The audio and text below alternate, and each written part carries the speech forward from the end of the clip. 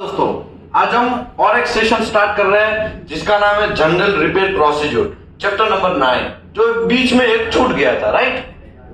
तो ये देखो, जनरल रिपेयर प्रोसीजर का मतलब क्या है। बहुत सारे है ना कंपनियों में मैंने ये बात देखा है, QA/QC इंस्पेक्टर है ना, वो रिपेयर प्रोसीजर बनाना आता नहीं है उसको।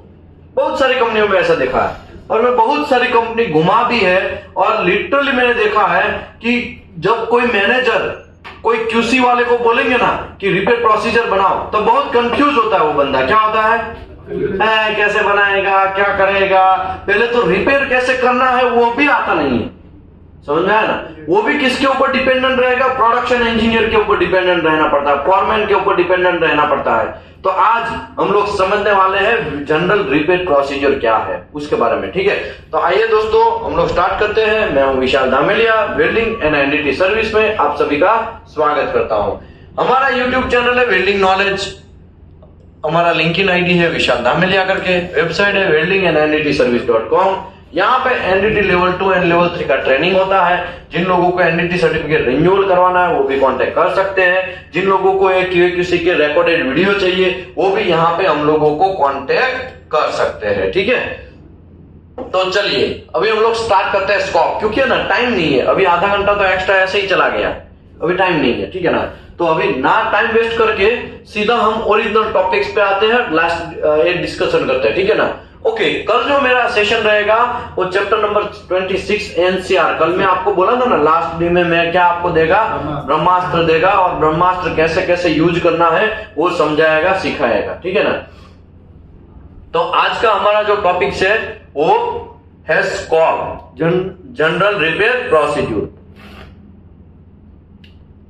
ठीक है। Scope, this procedure cover the minimum requirement for repair. Repair करने में मिनिमम क्या क्या रिक्वायरमेंट होता है उसके बारे में ये टॉपिक्स कवर करता है। माइनर रिपेयर होता है, मेजर रिपेयर होता है। They may be necessitated on a material और वेल्ड मेटल, वेल्ड मेटल के लिए भी या तो फिर बेस मेटल के लिए भी। तो यहाँ पे दो वर्ड आया, एक माइनर वर्ड आया, एक मेजर वर्ड आया। तो देखा जाए तो रिपेयर प्रोसीजर जो है वो हम बना रहे हैं, उसमें से रिपेयर प्रोसीजर दो का बनाना पड़ सकता है, शायद माइनर रिपेयर या तो फिर मेजर रिपेयर, ठीक है ना। तो रिस्पॉन्सिबल पर्सन कौन है, तो क्वालिटी मैनेजर प्रोसीजर बनाएगा, या तो किसको इंस्ट्रक्शन देगा, वो इंस्पेक्शन इंजीनियर या तो वेल्डिंग इंजीनियर या वेल्डिंग इंस्पेक्टर को। और फॉलो कौन करेगा, प्रोडक्शन मैनेजर और प्रोडक्शन इंजीनियर फॉलो करेंगे। रेफरेंस लिया है बहुत सारे लोगों के, यहाँ पे रेफरेंस भी लिया है। तो आइए स्टार्ट करते हैं वेल्ड रिपेयर। सबसे पहले है माइनर वेल्ड रिपेयर। क्या लिखा है, माइनर मतलब छोटा सा। Minor weld repair is defined as a porosity, अगर होगा तो उसको भी माइनर वेल्ड रिपेयर बोलेंगे। अंडर कट होगा उसको भी। देखो पोरोसिटी जो है ना, वो उसके अंदर हवा रहती है। क्या रहती है, जब मेरे हाथ में ये वेल्ड मटेरियल है, देखो दिख रहा है, ये वेल्ड मेटल का जब वेल्डिंग मारते हैं ना, तब उसके अंदर ये जो इलेक्ट्रोड, हमने इलेक्ट्रोड का हैंडलिंग सीखा, समझा कि नहीं समझा। इलेक्ट्रोड को आपको बेकिंग करना पड़ता है। कितने डिग्री कार्बन स्टील का है तो 260 से लेके 425 डिग्री टेम्परेचर मिनिमम 2 आवर्स तक आपको गर्म करना पड़ता है। अगर गर्म नहीं किया और सीधा वेल्डिंग स्टार्ट कर दिया तो वेल्डिंग के अंदर क्या जाएगा, इसके आउटसाइड में फ्लक्स जो है वो फ्लक्स किसमें घुसेगा, सॉरी आउटसाइड में फ्लक्स है, उसके अंदर हाइड्रोजन होंगे और हाइड्रोजन गैसेज वो वेल्ड मेटल के अंदर जाएंगे और वो वेल्ड मेटल क्या जनरेट करेगा, पोरोसिटी जनरेट करेगा। समझ में आया ना। पोरोसिटी आने के बहुत सारे रीजन है, पोरोसिटी आने के बहुत सारे रीजन है। आर्गन गैस खत्म हो गया शील्डिंग के तौर पे, इनसाइड में भी कांड हो गया, आउटसाइड में भी जब वेल्डिंग मारते हैं तब गैसेस जो है वो पूरा वेल्ड मेटल स्पूल को एक एटमॉस्फेरिक बनाता है, एक एटमॉस्फेयर जनरेट करता है। वो एटमॉस्फेरिक टूट जाएगा तो बाहर का हवा का ऑक्सीजन हाइड्रोजन वो वेल्ड मेटल के अंदर घुस जाएगा। क्यों, क्योंकि वो ऑक्सीजन और हाइड्रोजन नाइट्रोजन ये लोग फिक्स नहीं है, वो लोग स्थायी नहीं है, वो अस्थायी है। और जैसे ही वेल्ड मेटल के अंदर जाएगा, वेल्ड मेटल के अंदर कार्बन, मैंगनीज, मोली, सल्फर, फास्फोरस, वेनेडियम, बहुत सारे लोग ऐसे रहेंगे, क्रोमियम, वो अंदर रहेंगे, उसको स्थायी कर देंगे। किसको स्थायी करेंगे, हाइड्रोजन, ऑक्सीजन, नाइट्रोजन। समझ में आया ना। इन लोगों को स्थायी करेंगे तो वही तो एक गैसेस क्या है, गैस है वो एयर है, वो एयर किसके अंदर बैठा, वेल्ड मेटल के अंदर बैठा, तो वेल्ड मेटल के अंदर बैठा उसको क्या बोलेंगे, पोरोसिटी बोलेंगे। क्या बोलेंगे, ओके। अंडरकट, अंडरकट जो होता है वो all time weld metal and base metal जहां खत्म होता है, जहां पे टोय खत्म होता है वहां पे आता है, और बेस मेटल साइड आता है। किसकी साइड आता है, बेस मेटल साइड आता है। मैं यहां पे एक एग्जांपल के तौर पे यहां पे एक वेल्ड मेटल ड्रॉ करूं, इसका मैं वेल्डिंग अगर ऐसे ऐसे ऐसे ऐसे मारता हूं तो देखो अभी मैं अंडरकट जनरेट करता हूं, ठीक है। यहां से क्या ऐसा करके टूट जाएगा, वेल्डिंग क्या हो जाएगा, ऐसा करके ये बेस मेटल जो है ना वो थोड़ा खड्डा हो जाएगा, और वो जो खड्डा है वो ऑल टाइम नाखून जैसा होगा। कैसा होगा, और बेस मेटल साइड रहेगा। किसकी साइड रहेगा, बेस मेटल साइड रहने वाला है, तो उसको क्या बोलेंगे, अंडरकट। स्लेग, स्लेग मतलब ये जो हमारा वेल्डिंग मारते हैं तो इसका ऊपर का जो फ्लक्स है वो फ्लक्स किसके अंदर जाएगा, वेल्ड मेटल के अंदर जाएगा। ये जो वेल्ड मेटल है ना उसके अंदर जाएगा, और ये जो कचरा है वो स्लेग जनरेट करेगा। क्या जनरेट करेगा, स्लेग जनरेट करेगा। आर्क स्ट्राइक, सबसे डेंजर अगर कोई मेटल के लिए है तो वो क्या चीज है, आर्क स्ट्राइक है। ऐसे ही वेल्डिंग मारते मारते मारते मारते यहाँ पे ट्र करके कर देंगे, जहां पे इलेक्ट्रोड नहीं टच होना चाहिए वहां पे टच हो जाएगा, तो वहां पे मटेरियल जो है ना हार्ड हो जाएगा, हार्ड स्पॉट जनरेट होगा, और वो जो हार्ड स्पॉट है वो है आर्क स्ट्राइक। क्या है, आर्क स्ट्राइक। तो याद रखिए मेरे भाई, आर्क स्ट्राइक जरूर बहुत डेंजरस चीज है। क्या है, डेंजरस। देखो जब आपकी बॉडी को कोई घाव लगता है, अगर उसको आप प्रॉपरली ड्रेसिंग नहीं करेंगे, प्रॉपरली ध्यान नहीं देंगे, केयर नहीं करेंगे, तो वो वहां पे सडन स्टार्ट होगा। क्या स्टार्ट होगा, सडन स्टार्ट होगा। जब कोई भी मटेरियल के अंदर आर्क स्ट्राइक आता है तो वहां पे सडन स्टार्ट होता है, और वो जो सडन है वही आर्क स्ट्राइक है। क्या है, आर्क स्ट्राइक। आर्क स्ट्राइक के वहां से मटेरियल क्रैक भी हो सकता है। आर्क स्ट्राइक जहां पे हुआ है वहां से मटेरियल हार्ड हो सकता है। आर्क स्ट्राइक जहां से आया वहां से मटेरियल कोरोजन हो सकता है। आर्क स्ट्राइक बहुत डेंजर है। आर्क स्ट्राइक आने का रीजन ये है पुअर वर्कमैनशिप। कौन सा चीज, अभी देखो ये सब चीज आपको है ना थोड़ा इजी लगेगा यार, इसकी आर्क स्ट्राइक, अंडरकट, पोरोसिटी, ये सब चीज तो सिंपल है यार, आपको सिंपल लगेगा। लेकिन भाई आपको पता नहीं है, जब आप सऊदी अरबिया जाएंगे ना, जब आप सऊदी अरबिया जाएंगे और आपको लिखना पड़ेगा आर्क स्ट्राइक का एनसीआर पड़ेगा, कोई आपके ऊपर एनसीआर मारेगा या एलबी मारेगा, या तो आपने साइट पे आर्क स्ट्राइक देखा आपको एनसीआर जनरेट करना पड़ेगा, तो रूट कोज एनालिसिस लिखना पड़ेगा, किसकी गलती से हुआ तो वो सब चीज लिखना पड़ेगा, तब आप ढूंढते फिरोगे, तब है ना गूगल बाबा आपको सपोर्ट करेगा, या तो फिर गूगल के पास जाएंगे। रीजन ऑफ आर्क स्ट्राइक है छोटी चीज, लेकिन आपको कहां जाना पड़ेगा,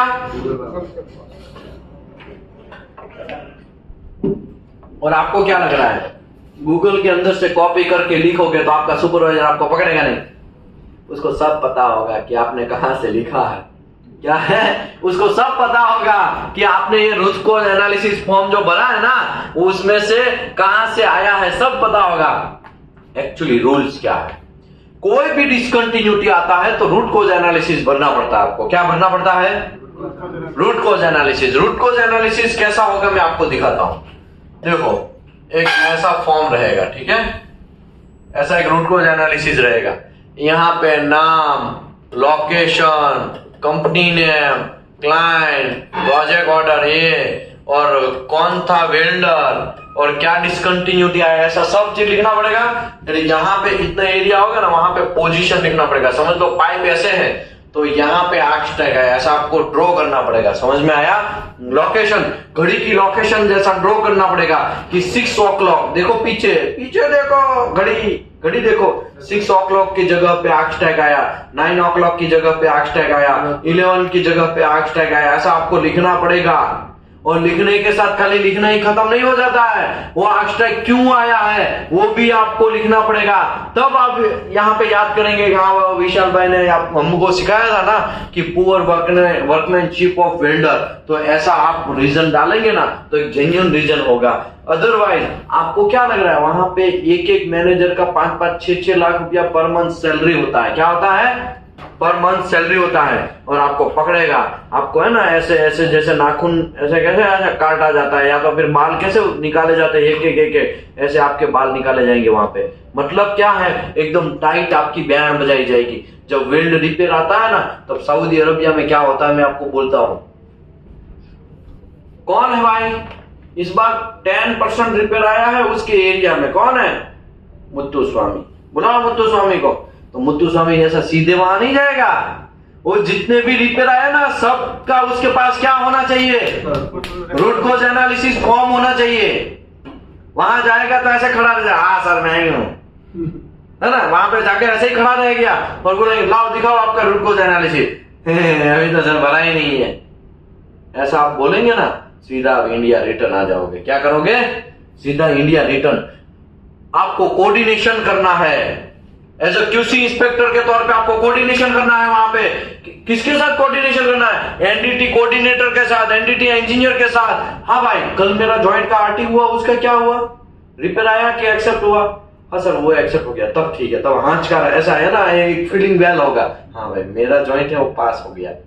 वहां पे ये वेल्डर का जॉइंट पास हो गया ऐसा वर्ड नहीं निकलेगा आपके मुंह से। आपके मुंह से क्या निकलेगा? मेरा जॉइंट पास हो गया। वाह वाह, जबरदस्त जबरदस्त। और कांतिलाल का, उसका तो 3-4 हर बार होता ही है वेल्ड का रिपेयर। तो आपको ये पकड़ना पड़ेगा कौन वेल्डर कचरा वेल्डिंग मार रहा है, कौन वेल्डर बुरा वेल्डिंग मार रहा है, कौन वेल्डर अच्छा वेल्डिंग मार रहा है। और वेल्डर का जॉइंट का पोजीशन के हिसाब से वेल्डिंग जो जॉइंट है, वेल्डिंग का जॉइंट है वो कौन सा क्रिटिकल पोजीशन है, वहां पे कौन से वेल्डर डालना है, वो डिसीजन किसका होगा?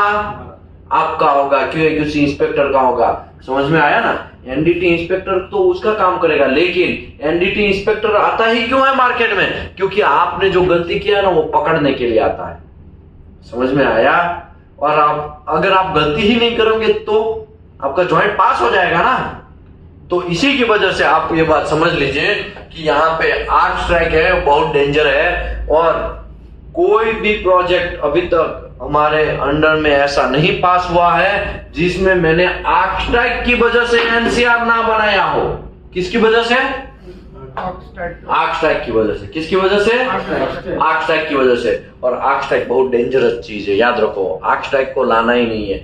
आर्क स्ट्राइक जैसे ही आया तुरंत वहां पे आप क्या करो, ग्राइंडिंग मारने का परमिशन दो कि भाई थोड़ा बहुत बफ कर दे, थोड़ा बहुत वहां पे ग्राइंड कर दे, स्मॉल स्मूथ ग्राइंड बोलते हैं। क्या बोलते हैं उसको?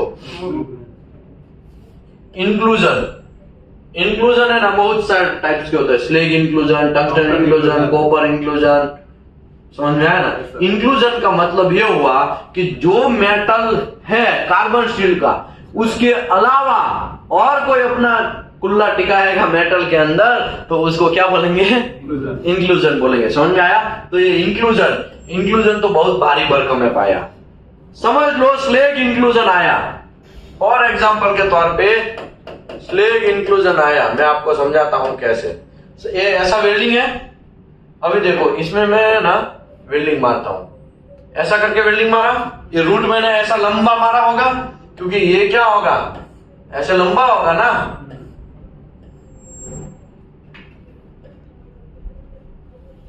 ऐसा करके होगा ना, ऐसा। तो एकदम एंड तक में रूट मारेगा, ऐसे रूट मारेगा ना मैं, है ना।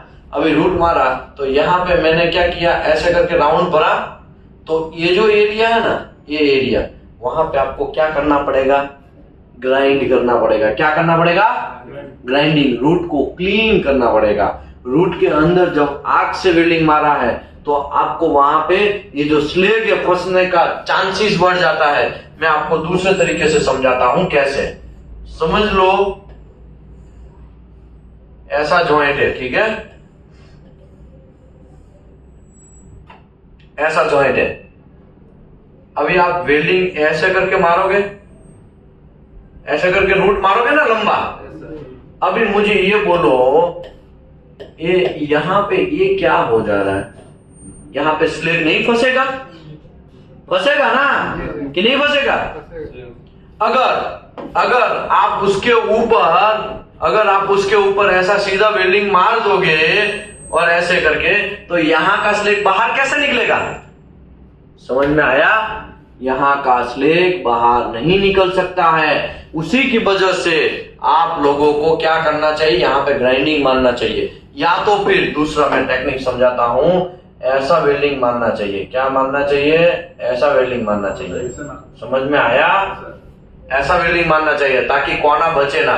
फिर दूसरा पास मारना है अगर, तो फिर नीचे से, नीचे से ऐसे ऐसे दूसरा पास वेल्डिंग मारना चाहिए, ताकि क्या है, कोई लोचा लापसी ना हो। ये काहे इतना आवाज आ रहा है भाई? हेलो, अभी आवाज आ रहा है? अभी बंद हो गया, देखो मजा आ गया है। आगे बढ़ते हैं। इसके बाद अगर तीसरा पास मारना है तो आपको कैसे पास मारना पड़ेगा? ऐसे पास मारना पड़ेगा। समझ में आया? फिर कोई प्रॉब्लम नहीं है, फिर ऐसा ऐसा ऐसा पास मारोगे ना तो चलेगा। फिर ऊपर ऐसे ऐसे पास आप लगाओगे तो चलेगा। समझ में आया ना? लेकिन अगर आप ऐसे पास मारते हो, ऐसे, तो ऐसे करके यहां पे फंस सकता है आपका पॉइंट। समझ में आया? ये सब चीज आपको ध्यान रखना पड़ेगा। लेकिन आपको अभी ये टेंशन नहीं है, क्योंकि आपका सैलरी अभी 15,000 20,000 से ज्यादा नहीं गया है। जिन लोगों का सैलरी 1.5 लाख 1 लाख रुपया होगा ना, उसकी खराब बार फटेगी। क्यों? क्योंकि उसको टेक्निक समझाना पड़ेगा, सामने वाले को, उसके इंस्पेक्टर को, सबको, उसके सुपरवाइजर सबको सिखाना पड़ेगा कि वेल्डर को आप ट्रेन करो, वेल्डर को आप समझाओ, वेल्डर को आप गाइड करो कि कैसे रिपेयर ना आए, कैसे रिपेयर ना आए। इसके लिए आपको ये बात समझना पड़ेगा। Slag inclusion, repair cavity less than 20% of metal thickness में होगा तो उसको कौन सा रिपेयर बोलेंगे? माइनर वेल्ड रिपेयर बोलेंगे। अभी मेजर वेल्ड या तो बेस मेटल रिपेयर है, उसको मेजर वेल्ड रिपेयर बोलेंगे, या मेजर बेस मेटल रिपेयर बोलेंगे। और सबसे ज्यादा जो छुपाने का काम होता है, सबसे ज्यादा कांड होता है, तो यही लोकेशन पे होता है। लोग है ना, सबको पता रहता है कि ये बात गलत है, लेकिन फिर भी चलाते रहते हैं ये पॉइंट के ऊपर। लोग क्या सोचते हैं? लोग, प्रोडक्शन इंजीनियर मोस्टली, वो ऐसा सोचता है, ओ वेल्ड मेटल कट गया है, ग्राइंडर ने काट दिया है, चल चल चल देख, कोई रात में रिपेयर करेंगे। अभी QC वाला घूम रहा है, अभी क्या करेंगे, उसको रात में रिपेयर करेंगे। और रात का वेट करता है, और रात में आपको पता भी नहीं चलेगा, सब रिपेयर क्लियर हो जाएगा। समझ में आया? एक्चुअली रिपेयर क्लियर नहीं होगा, वो गलत काम है। क्या है? गलत काम। सब मोस्टली सबसे ज्यादा इंडिया में मैंने देखा है, गलत काम जो होता है, गल्फ में भी गलत काम होते हैं, वो कब होते हैं? रात को होते हैं। क्यों रात को होते हैं? क्योंकि रात में क्वालिटी इंस्पेक्टर नहीं होता है, बहुत सारे घूमने वाले लोग रहते हैं। TPI बड़े बड़े लोगों का जो ड्यूटी रहता है वो कौन से टाइम में रहता है? जनरल ड्यूटी रहता है। उसके चक्कर में क्या होता है, लोग रात में ऐसा काला कांड करते हैं। समझ में आया?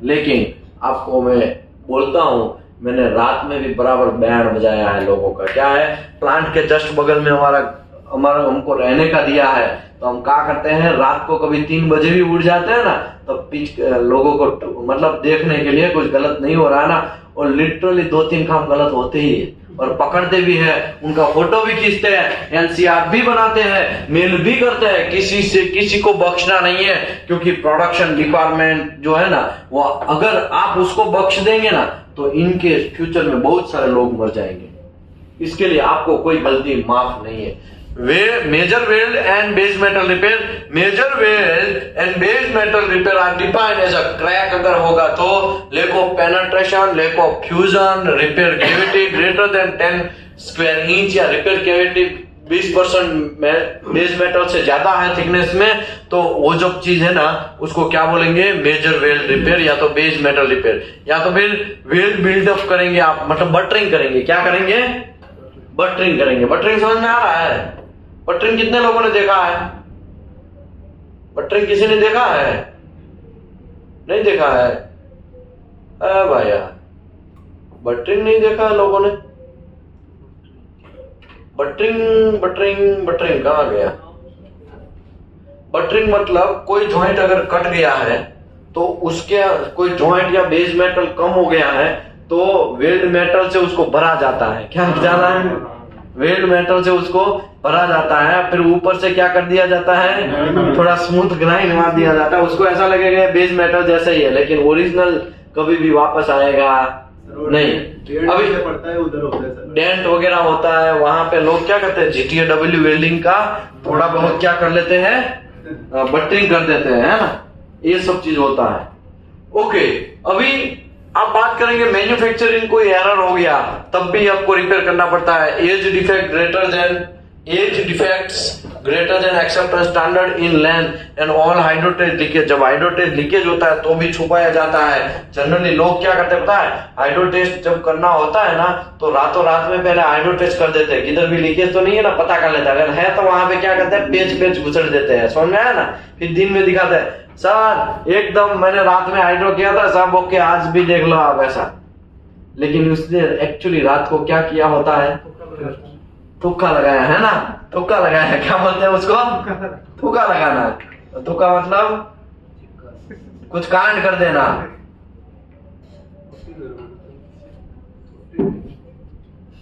क्वालिटी एक ऐसा चीज है कि उसमें आपको ऑनेस्टी चाहिए। क्वालिटी एक ऐसा चीज है कि उसमें आप कुछ भी गड़बड़ करना नहीं है, क्वालिटी में आपको करप्शन करना नहीं है, वो भी एक ध्यान रखना है, समझ में। आगे बढ़ते हैं, प्रोसीजर। ये सब चीज यहाँ पे तो बहुत सारा चीज लिखा है, लेकिन मैं पहले सिंपल आपको समझा देता हूं, बाद में इसको पढ़ेंगे, ठीक है। देखो ये सिंपल है, नया कुछ है नहीं। देखो यहां से एक पेज आधा तो हमने समझा दिया, बस ये 2 पेज है, उसके बाद खत्म, है ना, ज्यादा कुछ है नहीं। लेकिन जब वेल्ड रिपेयर आता है तब एक्चुअल साइट में क्या होता है, मैं आपको साइट का कंडीशन बोलता हूं।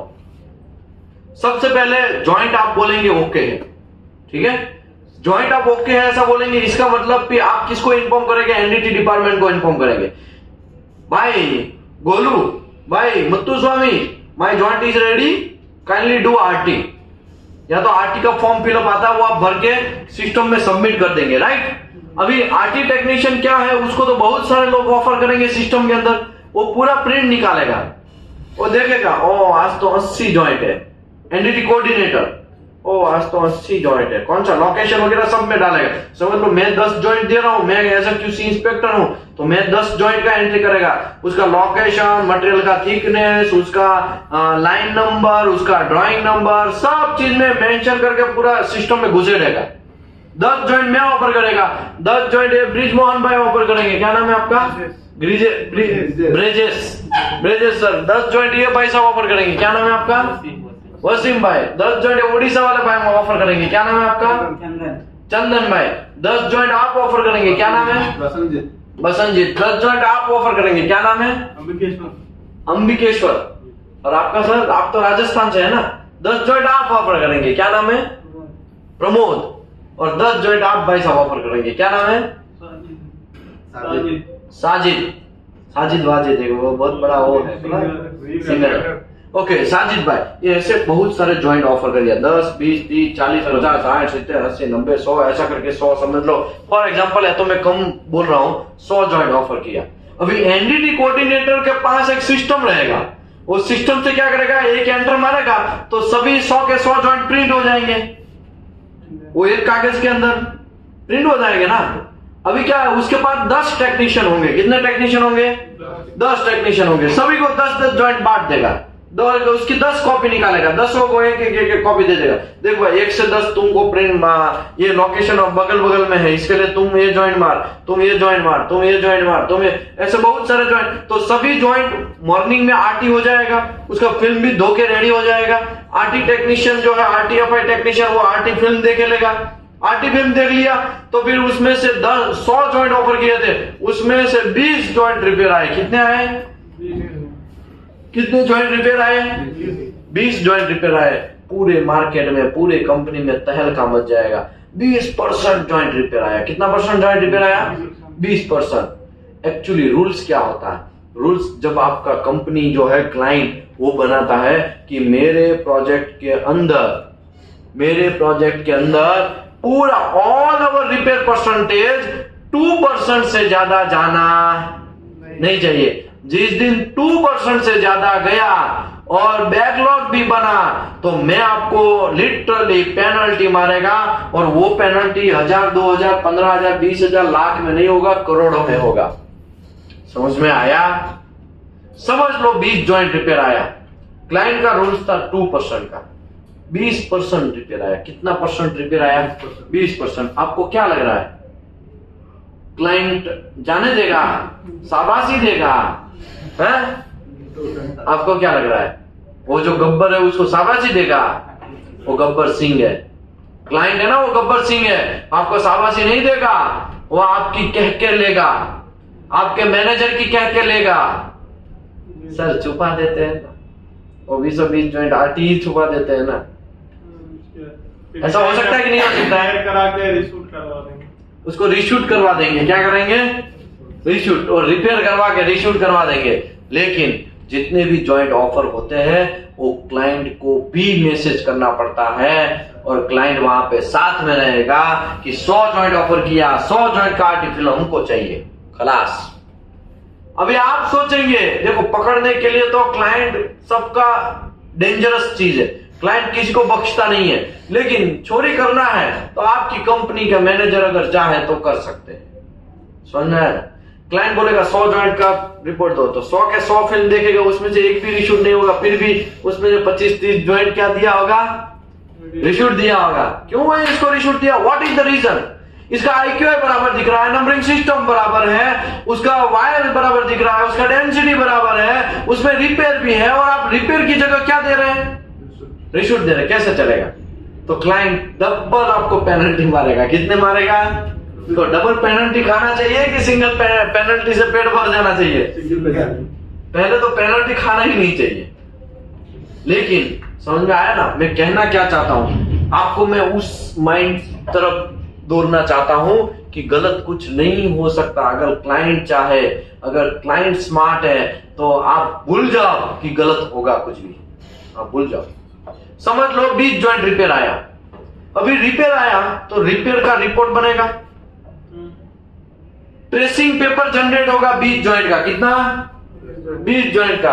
ये भाई साहब ओडिशा वाले का 2 जॉइंट है, वहां इधर इधर इधर, ये आपके 2 जॉइंट रिपेयर, आपके भी 2 जॉइंट, ब्रजेश भाई का भी 20 जॉइंट, प्रमोद भाई का भी 20 जॉइंट, वसीम भाई का भी 20 जॉइंट, साजिद भाई का भी 20 जॉइंट। ऐसे मतलब 1-2 जॉइंट 1-2 जॉइंट ऐसा बांट दिया जाएगा। प्रमोद भाई सोचेंगे इसकी माँ का 2 जॉइंट रिपेयर है, किसने मारा था? गोलू ने मारा था। गोलू ने, अरे गोलू तो अच्छा वेल्डर है, कहां गलती किया? फिर वो ट्रेसिंग जॉइंट जो है ना, यहां पे समझ लो ये पाइप है, ये क्या है? पाइप है। वहां पे ट्रेसिंग पेपर तो आया होगा, ऐसे करके मैच करेगा, यहाँ पे पंचिंग होगा। क्या होगा? पंचिंग। अभी आप बोलेंगे यार पंचिंग कौन करेगा? वो आरटी टेक्नीशियन करेगा। कौन करेगा?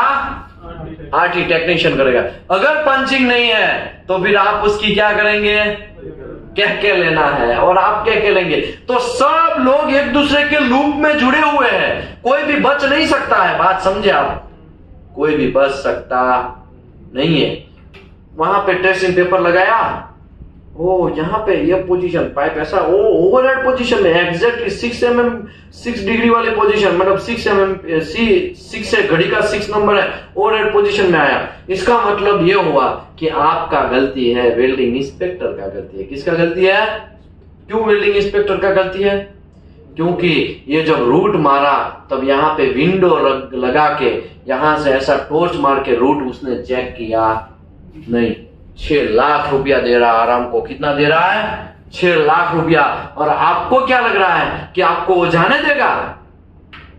तो आपको रूट कॉज एनालिसिस तैयार करना पड़ेगा। उसमें आप दिखाएंगे 6 नंबर की पोजीशन में रिपेयर आया, तो आपकी क्या करेंगे? वो बराबर कह के लेंगे कि 6 नंबर की पोजीशन में रूट में लेको पेनिट्रेशन आया। आपने क्या देखा? आपने क्या देखा? आपका ड्यूटी था कि भाई ये रूट इंस्पेक्शन प्रॉपर करना, और आपने क्या देखा? तो आप भूल जाओ कि गल्फ कंट्री में आप बच सकते हो। वहां पे पॉलिसी ही इतने स्ट्रांग है, वहां पे रिटर्न प्रैक्टिस ही इतने स्ट्रांग है कि आप गलती कर ही नहीं सकते, और आप करना ही नहीं है। अगर कर दिया तो आप पकड़े जाओगे। समझ में आया? अभी आप बोलेंगे साहब फिर तो ऐसा काम करेंगे तो यार हम पहुंच ही नहीं पाएंगे। भाई वहां पे कुछ घंटा काम ही नहीं होता है, वहां पे खाली 10 वेल्डर दिए जाते हैं आपको। कितने वेल्डर? अगर साइट है तो 10 वेल्डर, बस ये 10 और 10 वेल्डर रूट मारेंगे तो सब रूट देखना है, हॉट पास मारेंगे तो सबका हॉट पास देखना है, फिलअप मारेंगे तो सबका फिलअप देखना है, फाइनल मारेंगे तो सबका फाइनल देखना है, आरटी वाले को रिपोर्ट देना है, मतलब रिपोर्ट देना है क्या ये ज्वाइन हो गया उसका आरटी देखो। समझ में आया? आपको काम ही नहीं है। लेकिन यही चीज अगर इंडिया के क्वालिटी के पास बोला जाए, हाइड्रो टेस्ट भी चेक करना है, जॉइंट भी चेक करना है, इलेक्ट्रोड का पर्ची भी साइन करना है, और न्यूमेटिक टेस्ट भी करना है, फिटअप इंस्पेक्शन भी करना है, और मटेरियल रिसीविंग भी करना है, मटेरियल का इलेक्ट्रोड स्टोरेज भी करना है, इलेक्ट्रोड का रिपेयर वगैरह हुआ है तो रिपेयर भी करवाना है, आरटी का फिल्म भी बराबर मार रहा है कि नहीं मार रहा है वो देखना, आरटी फिल्म इंस्पेक्शन भी प्रॉपर करना है। सब ओवरलोडेड हो जाएगा। यहाँ का क्वालिटी इंस्पेक्टर ओवरलोडेड होने के चक्कर में कांड ये हो जाएगा कि वो प्रॉपर फोकस ही नहीं कर पाएगा और रिपेयर बढ़ता चल जाएगा। समझ में आया? बातें समझ में आई?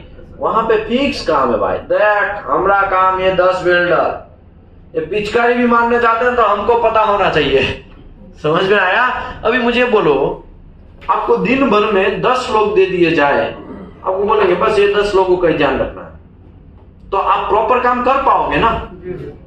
लेकिन यही चीज आपको ऐसा बोल रहा है, ये 150 लोगों को आपको दिन भर देखना है, तो आपका क्या हो जाएगी? आपका दिमाग खराब हो जाएगा। कोई बोलेगा हमको ये जाना है, कोई बोलेगा हमको वो जाना है, कोई बोलेगा हमको भूख लगा है, कुछ बोलेगा हमको यहाँ पे जाना है, कुछ बोलेगा हमको आज छुट्टी मारना है, कुछ बोलेगा हमको आज बुखार हो गया, कुछ बोलेगा हमने हीटिंग में काम करना है, इसके लिए आज हमको मिल्क चाहिए, आज हमको गुड़ चाहिए, आज हमको केला चाहिए। समझ में आया ना? बहुत सारा लोचा लापसी होगा अगर मास पीपल होंगे तो। उसमें क्वालिटी मेंटेन होगा नहीं, फिर आएगा रिपेयर, और रिपेयर किसकी मुंडी पे फटेगा? क्वालिटी इंस्पेक्टर के ऊपर, वेल्डिंग इंस्पेक्टर के ऊपर फटेगा। फिर बोलेंगे वसीम भाई है ना यार, बराबर काम नहीं करा, उसके एरिया में रिपेयर ही होता है हर बार। तो लोडू रिपेयर ही होगा ना, तुमने 50-50 वेल्डर दे दिए है उसको, रूल्स के हिसाब से 15 ही तो ना। अगर शॉप है तो शॉप के अंदर वसीम भाई वेल्डिंग इंस्पेक्टर है तो 15 वेल्डर के ऊपर एक भी वेल्डर नहीं होना चाहिए उसके पास। अगर साइट है तो साइट में भागना पड़ता है तो 10 वेल्डर से ज्यादा नहीं होना चाहिए। लेकिन मैं मेरी बात करता हूं, 2014 में इंडिया में एक साइट था XYZ, वो साइट के अंदर अब लिटरली बोलता हूं मैं कि मेरे पास 150 वेल्डर है। कितने वेल्डर है? 150 वेल्डर है। और वो 150 के 150 वेल्डर का मुझे इंस्पेक्शन करना है। आप सोचो, अभी मैं क्या करता हूं पता है? मॉर्निंग में 9 बजे जाता हूं साइट पे, तुरंत बैग रखता हूं, पानी भी नहीं पीता हूं और सीधा मैं कहां पे जाता हूं? ओवन रूम में जाता हूं। कहां पे जाता हूं? ओवन रूम में। अभी ओवन रूम का सिस्टम देखने का पहला दिन मेरा, जब ड्यूटी देते हैं तो पहला दिन हम ऐसे वैसे बतियाएंगे, देखेंगे, एक दूसरे से मिलेंगे, जान पहचान करेंगे, कौन कहाँ पे पानी में है, किसको रिपोर्टिंग है, कौन RCM है, कौन GM है, कौन जनरल मैनेजर है, किसका नाम क्या है, कौन कितना खड़ूस है, कौन कितना खड़ूस नहीं है, कितना मैन पावर है, कितना ड्राइंग है, ड्राइंग कहाँ रखते हैं, ITP कहाँ है, हमारा क्लाइंट कौन है, क्लाइंट का नाम क्या है, किससे संपर्क करने का, बहुत सारा चीज हम दिन भर में देख लेते हैं एक दिन में। दूसरे दिन में ड्यूटी स्टार्ट। इंडिया में तो यही होता है ना, दूसरे दिन में ड्यूटी स्टार्ट, या तो पहले ही दिन पे ड्यूटी स्टार्ट ऐसा होता है, या तो दूसरे ही दिन में ड्यूटी स्टार्ट। हमको बोल दिया आप वेल्डिंग इंस्पेक्टर है, आप जाओ साइट पे देखो वेल्डर को। और जब मैं लिस्ट निकलवाता हूं तो पहले तो हमको कोई लिस्ट नहीं देता है। सिस्टम देखो कितना डेंजरस। HR डिपार्टमेंट के पास कितने वेल्डर है उसका उसके पास डाटा नहीं है। अभी डाटा हम हाथ से कॉन्ट्रैक्टर को पकड़ के तैयार करते हैं। क्या करते हैं? कॉन्ट्रैक्टर को देखो, ये हम लोग का क्वालिटी डिविएशन क्यों हो रहा है उसका रीजन से आपको पता चल जाएगा ऑटोमेटिकली। हर कॉन्ट्रैक्टर को पकड़ के पहले तो ये भी पता करना है कितने कॉन्ट्रैक्टर है, तो पूछ के पता करना पड़ता है, वो कोई बताता नहीं है। पूछ के एक्चुअली HR डिपार्टमेंट का ड्यूटी है कि इतने कॉन्ट्रैक्टर है, ये कॉन्ट्रैक्टर का हेड है, इसने ये नंबर है, लो ये पकड़ो और जाओ। 10 कॉन्ट्रैक्टर है या 80 कॉन्ट्रैक्टर है, 40 कॉन्ट्रैक्टर है, व्हाटएवर ये कॉन्ट्रैक्टर है, उसका ये 1 पॉइंट कम्युनिकेशन है, ये क्वालिटी डिपार्टमेंट वाले हैं, उसको कांटेक्ट करो। पहले तो कॉन्ट्रैक्टर को पकड़ेंगे। कॉन्ट्रैक्टर का प्रोडक्शन वाला इनकेस मिल जाएगा ना तो उसका क्वालिटी वाला तो नामो निशान होगा ही नहीं। क्यों क्वालिटी वाला नहीं है? हम क्यों रखेंगे क्वालिटी वाला? जब उसका पीओ पढ़ेंगे ना तो उसमें क्लियर लिखा होगा कि 1 क्वालिटी ऑल्सो रिक्वायर्ड और एवरी 20%, ऐसा लिखा होगा पीओ में। लेकिन पीओ वो कॉन्ट्रैक्टर का प्रोडक्शन वाला, उसको भी पता नहीं होगा कि हमको क्यूसी चाहिए। क्या चाहिए? क्यूसी चाहिए। समझ में आया ना? कॉन्ट्रैक्टर कितना डेंजरस आदमी, आप समझ सकते हैं। जो कॉन्ट्रैक्टर का मालिक होता है ना, उसी को ये सब आइडिया, इसके लिए तो वो मालिक है। समझ में आया ना? इसके लिए तो वो मालिक है, वरना सब लोग मालिक नहीं बन जाते। लोगों का प्रॉब्लम ये है, पूरी बात देखते नहीं है, पूरा पीओ ही पता नहीं है। जब मैं पीओ निकालने की बात करता हूं तो हमको क्या बोला जाता है? एकदम लिटरली बात है चल रही है, एक डिस्कशन चल रहा है, क्वालिटी डेविएशन क्यों होने का रीजन है, ये वन ऑफ द सिस्टम का ही एक पार्ट है। कॉन्ट्रैक्टर का मैं पीओ बोल देने के लिए बोलता हूं, तुमको क्यों पीओ चाहिए? काहे पीओ चाहिए? नया आदमी का चुराएगा का कुछ? तुम्हारे पेज के पीओ में हमें क्या चुराने का? आप अनप्राइस पीओ दो। अनप्राइस पीओ मतलब समझ में आ रहा है ना? प्राइस नहीं लिखा होगा, उसको अनप्राइस पीओ बोलते हैं। अनप्राइस पीओ दो।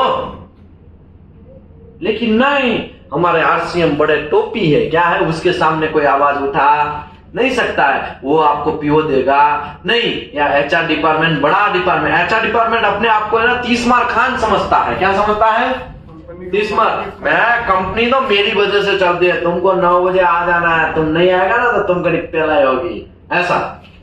समझ में आया? लेकिन उसको ये ओरिजिनल उसका काम है वो भूल गया। उसका खाली है ना अटेंडेंस पूरने का काम बन गया आजकल। क्या बन गया है?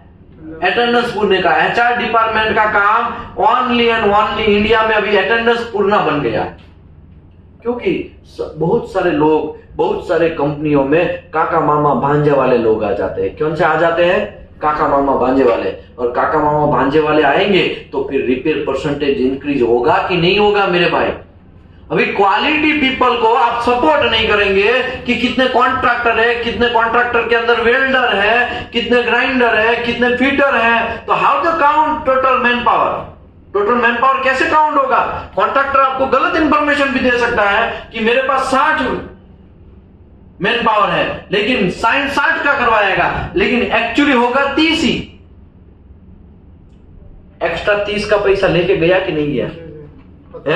गया ना? ऐसे बहुत सारी कंपनियों में होता है, बहुत सारी ऐसी कंपनियों में होता है कि कॉन्ट्रैक्टर जो है बहुत डेंजरस होता है, बहुत डेंजरस होता है। और डेंजर होने का रीजन ये है कि कंपनी के अंदर जो इंजीनियर होते हैं ना, वो काका मामा भांजे वाले होते हैं। कैसे होते हैं?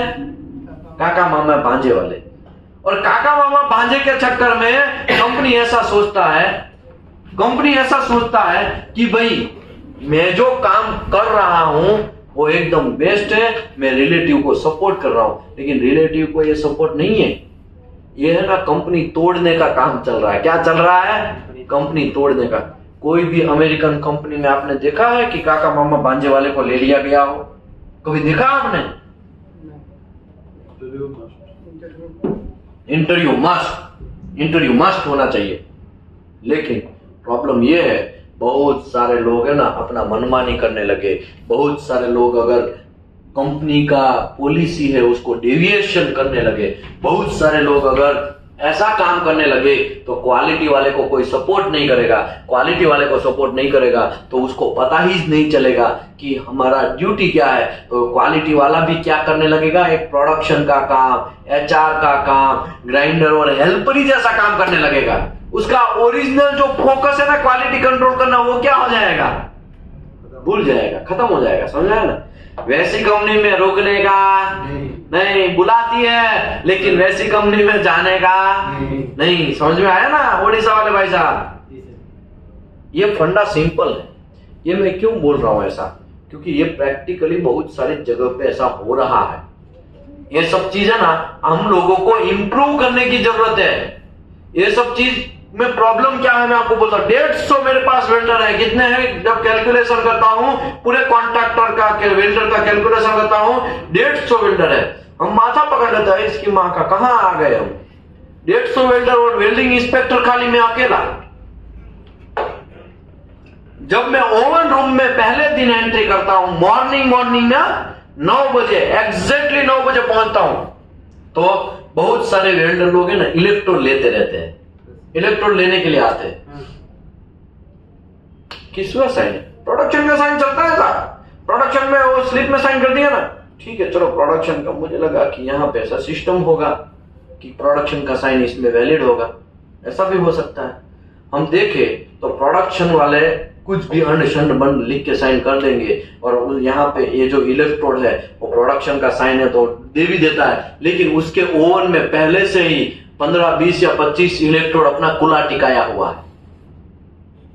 अभी मुझे बोलो 150 वेल्डर, एक एक वेल्डर ने 10-10 इलेक्ट्रोड अपने ओवन में रखा, ठंडे पूरी रात पड़ा रहा होगा, वो वहां पे वैसे ही रहेगा, लेकिन दूसरे इलेक्ट्रोड क्या करेंगे, उसमें घुसेड़ेंगे ओवन के अंदर। अभी मुझे बोलो ये जो 10 इलेक्ट्रोड जो वेल्डिंग लगेगा, जो बचा हुआ है, जिसके अंदर मॉइस्चर बैठ चुका है, जिसके अंदर हाइड्रोजन बैठ चुका है, फिर पोरोसिटी आएगा कि नहीं आएगा, हाइड्रोजन क्रैक आएगा कि नहीं आएगा। हमारी साइड में वेल्डिंग इंजीनियर बहुत कचरा है, रिपेयर ही आता रहता है, तो लोडो रिपेयर ही आएगा, तुम्हारी कंपनी में रिपेयर ही आने वाला है, क्योंकि 150 वेल्डर के बीच में आपने कितने वेल्डिंग इंस्पेक्टर रखे हैं? सिंगल वेल्डिंग इंस्पेक्टर रखा। अभी मेरा ड्यूटी स्टार्ट, इलेक्ट्रोड क्यों है भाई, क्यों रात को सबमिट नहीं किया? हमको पता ही नहीं है सर सबमिट करना, हमको पता ही नहीं, हम तो ऐसे ही करते हैं, 6 महीने से काम चल रहा है सर, हम तो ऐसे ही काम कर रहे हैं। इसका मतलब अवेयरनेस नहीं है, इसका मतलब कंपनी ने एक वेल्डिंग इंजीनियर पहले से ही कोई डिप्यूटेशन किया नहीं है, और किया है तो काका मामा भांजा वाला होगा, अगर नहीं किया है तो वो वेल्डिंग इंजीनियर का 30-40 हजार रुपया बचाने के चक्कर में नहीं किया। अभी मुझे ये बोलो, ये बहुत सारे रिपेयर आएंगे तो वो is responsible, company he responsible है ना, कंपनी का मालिक रिस्पॉन्सिबल नहीं है, कंपनी के नीचे जो काम करने वाले लोग हैं वही काका मामा भांजे वाले, उसको वही रिस्पॉन्सिबल है।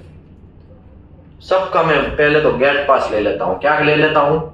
गेट पास ले लेंगे ना तो कंपनी के अंदर एंट्री नहीं कर पाएंगे, बाहर नहीं जा पाएंगे, तो गेट पास 150 में से पहले दिन मैं 75 लोगों का गेट पास जब्त करता हूं। कितने लोगों का? 75 लोगों का, 75 पीपल का।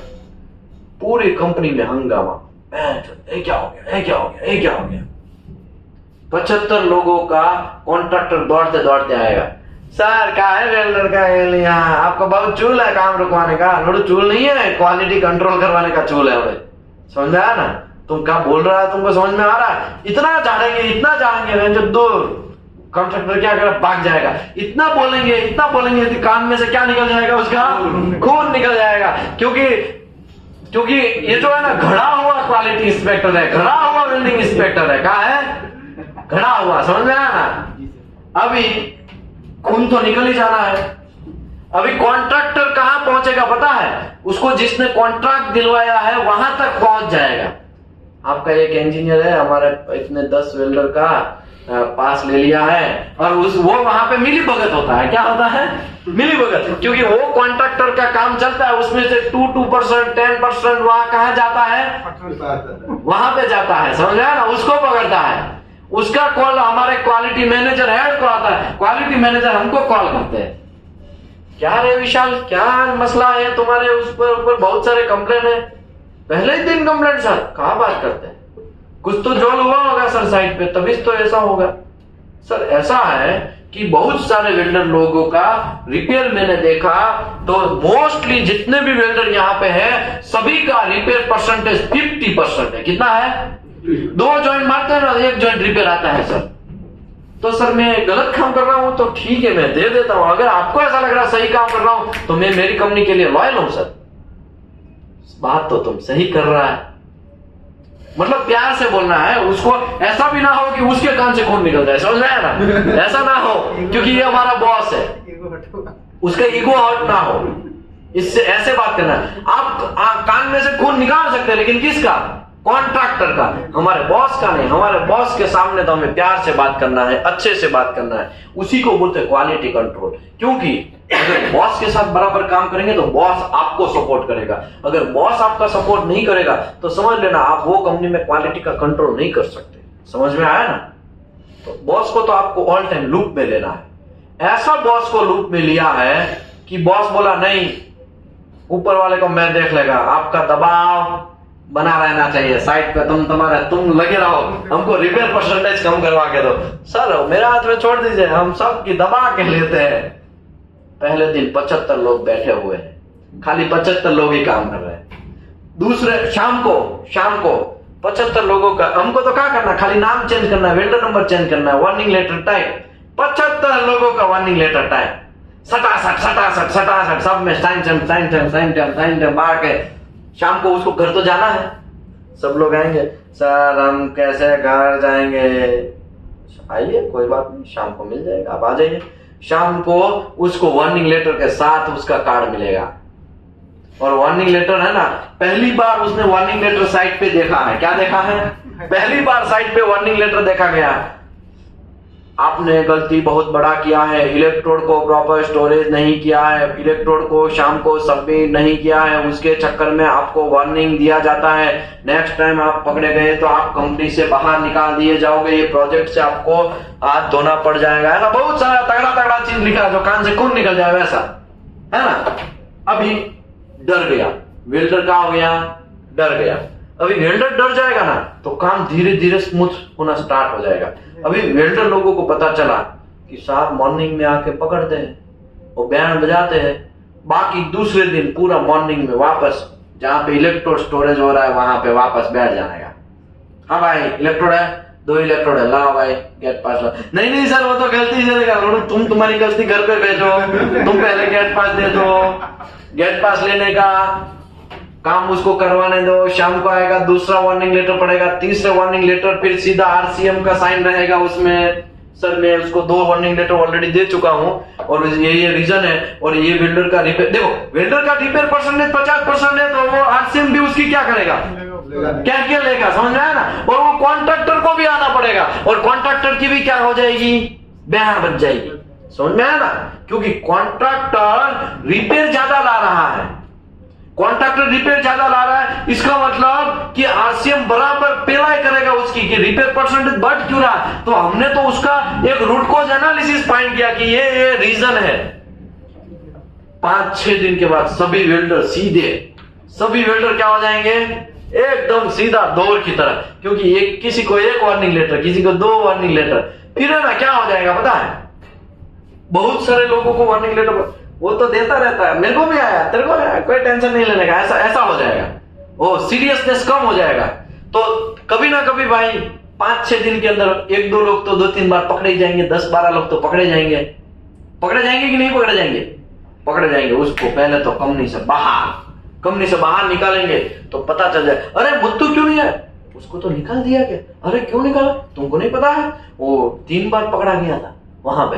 तो सीधे 5-6 दिन के बाद सीधा ओवन रूम के अंदर सफा हो जाएगा, ओवन रूम के अंदर नीट एंड क्लीन बात हो जाएगा कि इलेक्ट्रोड आपको क्या करना है, सबमिट करना है। घर जाने से पहले इलेक्ट्रोड ओवन के अंदर देना है ताकि ओवन मैन जो है वो इलेक्ट्रोड को वापस पूरी रात गर्म कर ले, रिबैक कर ले, या तो फिर रिस्टोर कर ले 120 डिग्री के अंदर, समझ में आया ना। Repair percentage by default automatically कम हो जाएगा, लेकिन आपको टेक्निक्स के साथ चलना पड़ेगा। जब हमारा एंट्री हो रहा है तब रिपेयर परसेंटेज 50% है, 150 वेल्डर का, मोस्टली वेल्डर है वो 50% वाले है, 30%, 40% वाले। धीरे धीरे रिपेयर परसेंटेज क्या होते जाएंगे, डिक्रीज होते जाएंगे, लेकिन फिर भी रिपेयर आ ही रहे। क्यों? क्योंकि जब अभी देखो, अभी तो हम वहां से थोड़े फ्री हुए हैं, कहां से, ओवन से। अभी धीरे धीरे साइट का राउंड स्टार्ट करेंगे तो स्क्रैप फोल्डिंग में क्या मिलेगा आपको, इलेक्ट्रोड। क्योंकि ऊपर से नीचे आने में ओवन देने से इससे अच्छा है जो बचा है इलेक्ट्रोड उसको कहां घुसा देंगे, स्क्रैप फोल्डिंग में। मॉर्निंग में क्या होगा, नया ही इलेक्ट्रोड। तो जहां पे जो देखो, जहां पे स्क्रैप फोल्डिंग होगा वो एरिया तो फिक्स ही होगा कि ये एरिया ये कॉन्ट्रैक्टर का है ना। कॉन्ट्रैक्टर के प्रोडक्शन इंजीनियर का गेट पास लेना स्टार्ट है, प्रोडक्शन इंजीनियर जो है, कॉन्ट्रैक्टर का प्रोडक्शन इंजीनियर का गेट पास लेना स्टार्ट। धीरे धीरे मेरे पास करीबन 30 प्रोडक्शन इंजीनियर का गेट पास आ रहा है। वापस कॉन्ट्रैक्टर कॉल करेगा, किसको कॉल करेगा, जिसने उसको काम दिलवाया है। सर ये क्यूसी वाला ना बहुत खड़ूस है, वो हमारे पहले वेल्डर लोगों को गड़बड़ कर दिया, अभी प्रोडक्शन वाले की बजा रहा है सर, थोड़ा देख लीजिएगा। अभी वो आरसीएम को कॉल करेगा, सर क्या है ये, प्रोडक्शन वाले को भी बख्शता नहीं है।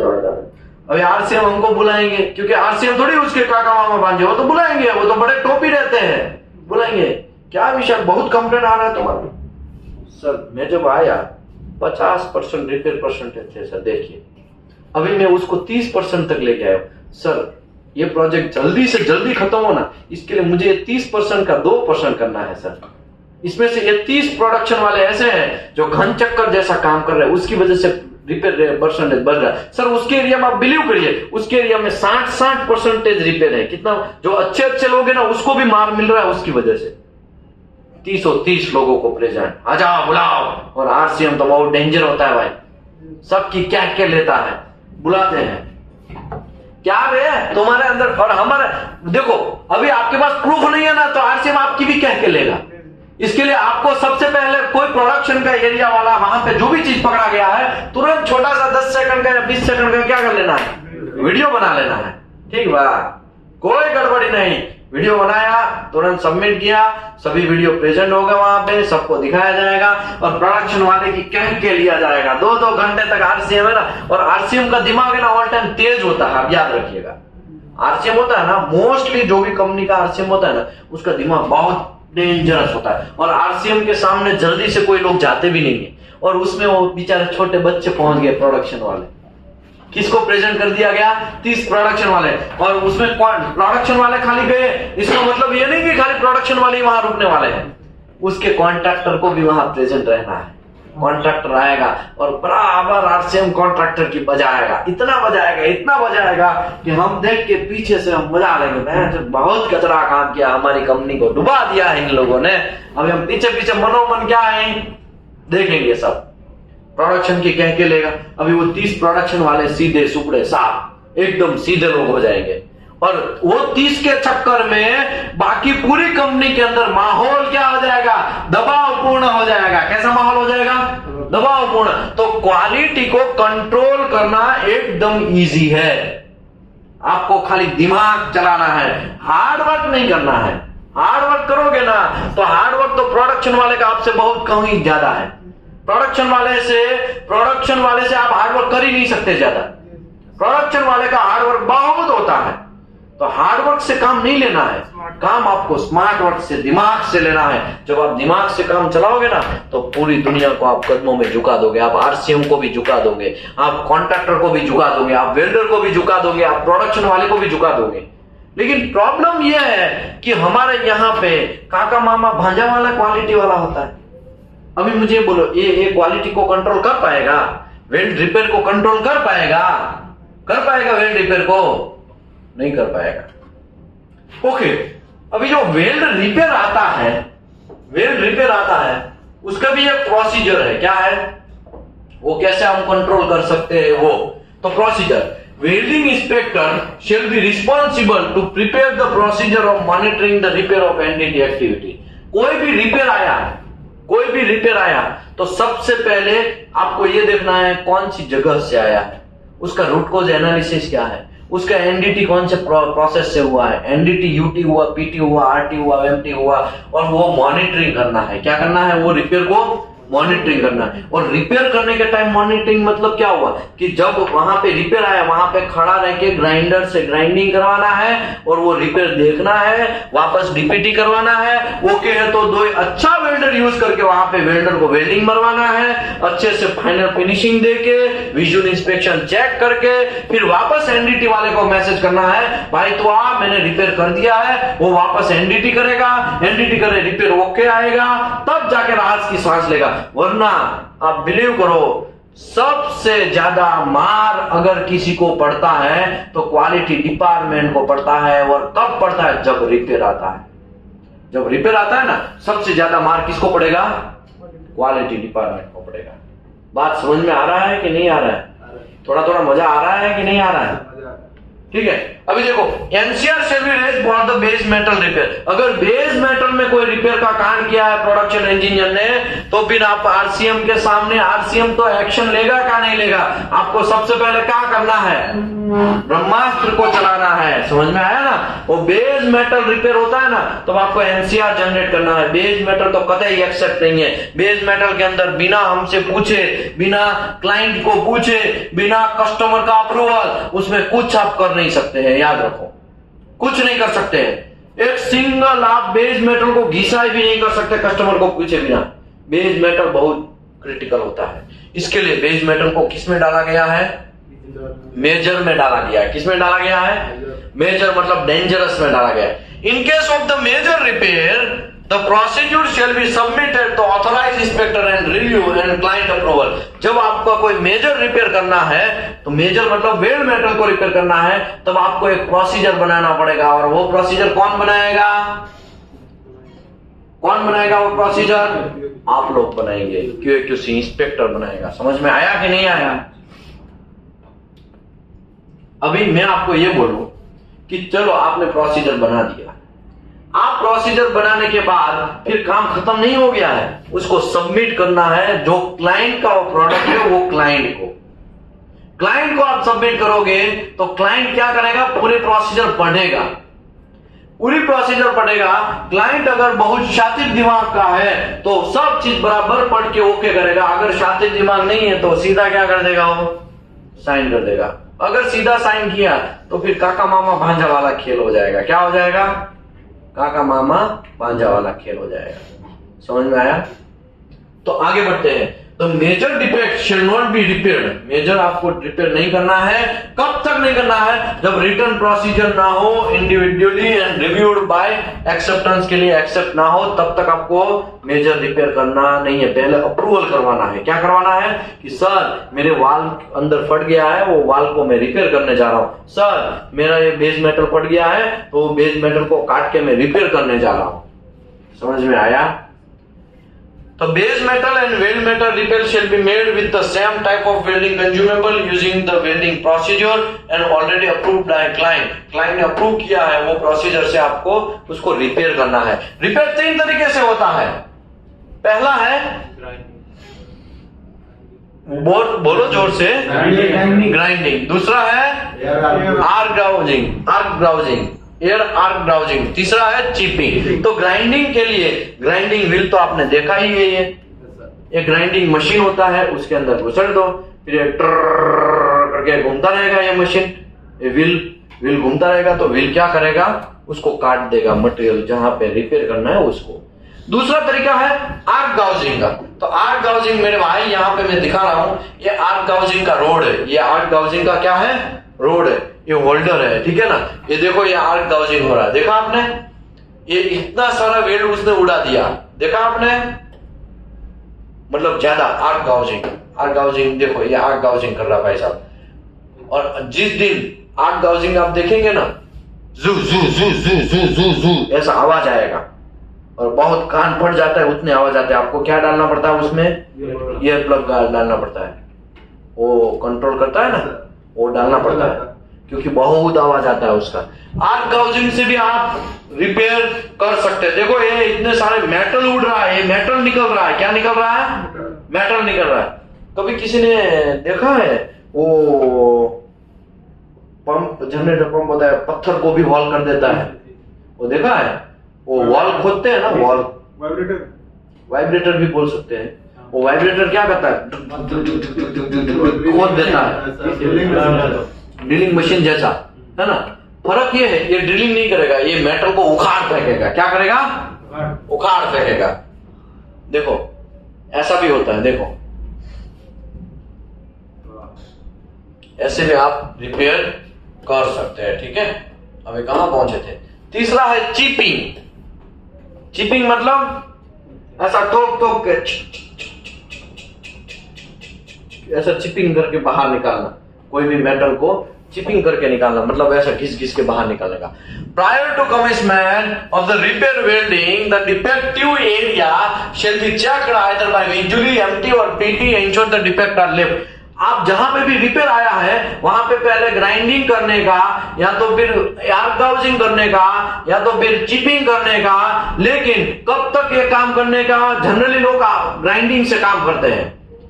कब तक करने का? जब तक वो रिपेयर निकल ना जाए। क्या हो जाए? जब तक वो रिपेयर निकल ना जाए तब तक आपको आग गाउजिंग वगैरह करते रहना है। और जैसे ही निकल गया तो तुरंत आपको क्या चेक करना है? विजुअल इंस्पेक्शन करना है। या तो क्या करना है? एमटी करना है, या तो क्या करना है? पीटी करना। आप प्रॉपरली इंश्योर ना हो जाएगा आप पूरा का पूरा निकल गया है, तब जाके वेल्डर को बिठाना है। किसको बिठाना है? Repair the welding shall be done accordance with WPS and welding original weld acceptance when the original weld was welded in SAW, submerged welding या GTAW, SMAW, whatever जो भी प्रोसेस है उससे आपको वेल्डिंग भरवाना है। वेल्डिंग भरवा दिया। In case that the repair may be performed in accordance with approved WPS SMAW से, तो SMAW से आपको रिपेयर करवाना है। एसेंशियल वेरिएबल वगैरह डेविएट नहीं होना चाहिए। साहब एसेंशियल वेरिएबल में भूल गया। एसेंशियल वेरिएबल मतलब ऐसा वेरिएबल जो मैकेनिकल प्रॉपर्टी को इफेक्ट करता है, उन लोगों को एसेंशियल वेरिएबल बोलते हैं। उसमें ही अगर स्पेशली टफनेस प्रॉपर्टी को इफेक्ट करता है तो उसको सप्लीमेंट्री एसेंशियल वेरिएबल बोलेंगे। जो खाली वेल्ड मेटल प्रॉपर्टी, जो वेल्ड साउंडनेस के ऊपर इफेक्ट करता है, उसको बोलते हैं नॉन एसेंशियल वेरिएबल। समझ में आया? आगे बढ़ते हैं। तो preheat required as per WPS। अगर WPS के हिसाब से प्रीहीट चाहिए तो आपको प्रीहीटिंग भी करना है और उसके हिसाब से आपको वेल्ड रिपेयर करना है। लास्ट में आपको क्या करना है? NDE करना है, नॉन डिस्ट्रक्टिव एग्जामिनेशन। कुछ लोग उसको NDT बोलते हैं, कुछ लोग उसको NDE बोलते हैं, non destructive testing, non destructive examination, ये सब इवेल्युएशन। ठीक है, एग्जामिनेशन या इवेल्युएशन, ये सब चीज आपको करके आगे बढ़ना है। रिपेयर परफॉर्म्ड ऑन वेल्ड, अगर वेल्ड के अंदर परफॉर्म करना है, which do not required NDE testing shell be checked MT and PT depending on the type of material. अगर आप मेजर वेल्डिंग रिपेयर करते हैं तब आपको नॉन डिस्ट्रक्टिव एग्जामिनेशन का जरूरत है और कंपल्सरी क्लाइंट का अप्रूवल भी चाहिए और बहुत सारे ऐसे डॉक्यूमेंट्री। तो डॉक्यूमेंट्री भी आपको करना है। सबसे पहले डॉक्यूमेंट्री क्या होगा? एक तो रिपेयर आया है वो जॉइंट नंबर, रिपेयर आया है वो रिपोर्ट, फिर रिपेयर अटेंड हो गया है वो रिपोर्ट और WPS। ऐसा लगाओगे ना तब एक बंच बनेगा, उसको बोलते हैं रिपेयर अटेंड किया। और रिपेयर प्रोसीजर भी होगा। ये जो रिपेयर प्रोसीजर है ना वो भी होगा। रिपेयर प्रोसीजर क्यों जरूरी है? क्योंकि रिपेयर प्रोसीजर अगर नहीं बनेगा तो लोग क्या करेंगे पता है? रिपेयर आया है, कोई बात नहीं, खोद डालो, खोद के सीधा वेल्डिंग मार देंगे, लेकिन उसके अंदर DPT BPT करना हो जाएगा, भूल जाएंगे। और प्री हीटिंग वगैरह कुछ होगा नहीं, प्रॉपर्ली WPS फॉलो होगा नहीं, फिर वापस रिपेयर आएंगे। तो एक ही जगह पे कितनी बार रिपेयर कर सकते हैं आप? मैक्सिमम 2 बार ही आपको करना चाहिए, या तो फिर क्लाइंट का रिक्वायरमेंट के हिसाब से। ओके, अगर मैं ये बोलूं कि मेरे पास एक एल्बो है, कहां गया एल्बो? ये एल्बो है, ठीक है, 1 इंच का और 1 इंच का पाइप है, ये दोनों का मैंने वेल्डिंग किया और यहाँ पे रिपेयर आया, तो क्या करेगा? कोई बोलेगा? ये एल्बो को काटना पड़ेगा, एल्बो को फेंक देना है। यहाँ पे प्रदूषित एरिया जो हो गया है उसको भी काट देना पड़ेगा और दूसरा एल्बो लगाना पड़ेगा। अगर 2 इंच या 2 इंच से छोटा कोई भी फिटिंग्स के अंदर रिपेयर आया तो उसको क्या कर देना है? फेंक देना है। अदरवाइज आपकी कंपनी के प्रोसीजर के ऊपर, आपकी कंपनी जो क्या प्रोसीजर बोलती है उसके ऊपर डिपेंडेंट है। समझ में आया कि नहीं आया? ये बात आपको छोटी बातें हैं, लेकिन आपको गल्फ में कोई सिखाएगा नहीं कि आप 2 इंच का रिपेयर एल्बो करेंगे। अरे कर लेना, लुडू फट जाएगी आपकी, आपको निकाल देना है। या तो आपको जो आपका कंपनी का प्रोसीजर है W11 जो भी XYZ, वो प्रोसीजर फॉलो करना है। आगे बढ़ते हैं। देखो यहां पे एक पैच वर्क किया है। क्या किया है? पैच वर्क किया है। एक रियल एग्जांपल बोलता हूं। XYZ कंपनी में था एक वेसल था, वेसल, प्रेशर वेसल। क्या था? Pressure vessel. प्रेशर वेसल के अंदर रिपेयर आया और रिपेयर गलत से, देखो यहां पे समझ लो, यहां पे नोजल उसने काट दिया। एक्चुअली काटना यहां पे था और यहां पे करना था, लेकिन कहां वाल कर दिया? यहाँ पे। अभी ये हॉल को भरना पड़ेगा, ऐसे ऐसे भरना पड़ेगा ना। तो देखो लोगों को चोरी भी करना नहीं आता, अब हम क्या बोलेंगे। लोगों को, प्रोडक्शन इंजीनियर को चोरी भी नहीं करना, रात में नहीं करके दिन में कर रहा है वो। अभी मुझे बोलो, दिन में कोई हमारे जैसे घन चक्कर लोग नहीं देख लेंगे उसको। मैं गया तो यहाँ पे मुझे थोड़ा नया नया लगा। अरे यार पूरा शेल ओके है, तो यहाँ पे थोड़ा नया नया क्यों है। अब मैं ऐसा सोचा कि यार कुछ वहां लगाया होगा, चलो अंदर जाके देखता हूँ। जब अंदर जाके मैं देखता हूँ तो वहां पे खड्डा है, बाहर से थोड़ा थोड़ा भर दिया। रात में क्या है, ऐसा भी हो सकता है कि दिन में उसने भरा होगा और अधूरा काम किया होगा, ऐसा भी हो सकता है ना। और अंदर खड्डा है, हम समझ गया यहाँ पे गलत नौजाल कट गया, उसको भराई सराई हो रहा है। क्या हो रहा है, भराई सराई, समझ में आया ना। तुरंत फोटो खींच के तुरंत अमेरिका भेजा, तुरंत वहां से बड़ा सा बम्बू आया और जो लोग थे उन लोगों को सूली पे चढ़ाया गया। सूली पे मतलब उन लोगों को रिस्पॉन्सिबल जाहिर करके उसकी बयान बराबर बजाई गई। समझ में आया। ओके, मैंने खुद एनसीआर भी बनाया, ऐसा तगड़ा एनसीआर बनाया कि आप बिलीव करिए 3 लाख रुपए का पेनल्टी लगा। कितने लोगों का रुपये का, 3 लाख रुपए। यही हाथों से गलत काम करेगा ना, वो काका मामा भांजा कोई भी होगा, किसी को बख्शना नहीं है। क्वालिटी डिपार्टमेंट जिस दिन करप्शन लेने लगेगा ना, उस दिन आप याद रखो बहुत सारा प्रॉब्लम होना स्टार्ट हो जाएगा। हमारे इंडिया का वैल्यू कम हो जाएगा। तो हमारे इंडिया को झुकने देना नहीं है। समझ में आया कि नहीं आया। हमें गलत काम करना नहीं है, और जो लोग गलत कर रहे हैं उसकी कह के लेना है। क्या करना है, कह के लेना है। तो यहाँ पे रिपेयर पेज कर रहे हैं, ये गाउजिंग का एरिया है, गाउजिंग कर रहा है। ये सीजलिंग चिपिंग कर रहा है, ये चिपिंग कर रहा है। यहाँ पे देखो, ये यहाँ पे इतना क्रैक आया, देखा आपने दिख रहा है। ये स्टार्ट और पॉइंट एंड पॉइंट में इतना क्रैक्स आया है। ये सिंगल वी है, ये डबल वी है, ये स्क्वायर जॉइंट है, ये बीवेल बट वेल्ड है, ये बट वेल्ड वी है, ये सिंगल वी है, डबल वी है, ये यू जॉइंट है, ये यू सिंगल डबल यू है, ये जे जॉइंट है, डबल जे है। अबे आप सोचेंगे यार ये सब हमको काहे समझा रहे हैं। तो भाई यू जॉइंट कहां पे आएगा, जिसका 80 mm थिकनेस से ज्यादा थिकनेस अगल बगल में है, जिसका 80 से भी ज्यादा थिकनेस है, उसमें क्या आएगा, जे जॉइंट आएगा या डबल जे जॉइंट आएगा। मतलब थिकनेस ज्यादा है तो उसमें ये सिंगल वी कहां पे आएगा, तो जिसका अप टू 16 mm थिकनेस है वहां पे सिंगल जे जॉइंट ठीक है। लेकिन जिसका 16 से ज्यादा थिकनेस है, 16 से 50 mm थिकनेस के बीच में, उसका वी जॉइंट 50 से ज्यादा है तो सिंगल यू जॉइंट, या 75 से भी ज्यादा है तो कौन सा जॉइंट, जे जॉइंट। ये डिस्टोर्शन कंट्रोल करने का एक तरीका है। क्या है, तरीका है। ये जितना भी बोल दिया ना, जिसने रिकॉर्ड कर लिया होगा ना उसको काम आएगा, वरना ये पूछने वाले हैं, हमको पता है। साइट पे जाओगे ना तो भाई पूछेंगे, सर भूल गया था, फिर ना हमको कॉल करेंगे, सर वो 80 mm थिकनेस से कौन सा जॉइंट बनाओ सर। समझ में आया। ये सब चीज कंफ्यूजन होगा। आगे बढ़ते हैं। यहाँ पे देखो ये लंबा सा वेल्डिंग किया हुआ है, और यहाँ पे ये भाई साहब देखो क्या हो गया है, टूट गया है। यहाँ पे भी ये क्या हो गया है, टूट गया है, डैमेज हो गया है। देखा आपने। फिर पैच वर्क करके आपको किसमें, इसमें हाँ स्क्वायर बट, जिसका 6 mm से कम थिकनेस है, सबका बदला लेगा फैजल। बोल लेंगे तो क्वेश्चन मिलेगा, वरना ये 15 साल ऐसे ही चला जाएगा। सुनना है ना। आगे बढ़ते हैं। ये रिपेयर ऐसे यहाँ पे है, यहाँ पे भी ये भाई साहब देखो मुत्तु स्वामी रिपेयर कर रहा है, यहाँ पे भी रिपेयर कर रहा है, ये पैच वर्क कर रहा है। ये क्या है, कोई बोलेगा।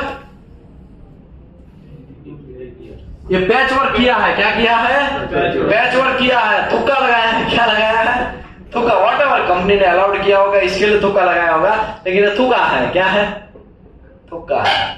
यूजिंग इंसर्ट प्लेट उसने ऐड किया है। ठीक है ना। ऐसे बहुत सारे लोग रिपेयर करते हैं। ये अंडर कट है, ये बेस मेटल साइड है। ये क्या है, ये देखो नाखून, ये हमारे बॉडी के हाथ के नाखून है ना, कोई ना कोई नाखून इसमें हो जाएगा। किसी का ये उंगली का होगा, किसी का ये बड़ा है तो ये बड़ी उंगली का होगा। समझ में आया ना। ये नाखून सेट हो जाएगा, नाखून जैसे ही है ना, देखो उसका शेप। ये अंडर कट है। ये क्या है, अंडर कट है। तो आशा करता हूं आपको ये सब चीज बराबर समझ में आया होगा। ये क्लस्टर पोरोसिटी है। क्या है, स्पैटर है, a lack of fusion, underfill, misalignment, ये रूट कन्केविटी है। क्या है? Root concavity. ये क्रेटर क्रैक है, ये स्टार्ट पॉइंट एंड पॉइंट है, ये पोरोसिटी है। समझना है ना? ये बहुत सारा ऐसा चीज है, आप समझ सकते हैं। यहाँ पे मैं सेशन को क्लोज करता हूँ।